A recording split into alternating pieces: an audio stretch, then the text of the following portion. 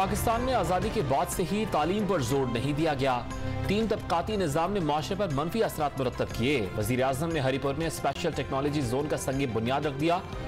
सूबे में बतौर वज़ीर आला परवेज खटक के काम की तारीफ।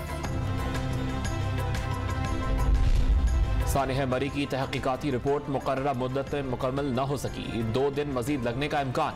पंजाब हुकूमत ने गफलत का तासुर मुस्तरद कर दिया। तहकीकाती रिपोर्ट आखिरी मराहिल में है। कमेटी सिफारिशात मुरतब कर रही है। हस्सान खावर की वजाहत। हुकूमत सिर्फ मसाइल का ऐलान करती है, उनका हल नहीं बताती। तर्जुमान हुकूमत सिंध ने नए पाकिस्तान से पुराना पाकिस्तान बेहतर करार दे दिया।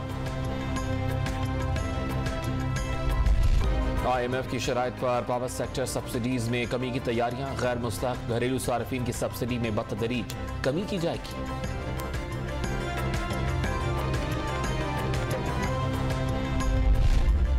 हौसी बागियों के अबुजैबी में ऑयल टैंकर्स पर ड्रोन हमले, 3 अफराद हलाक।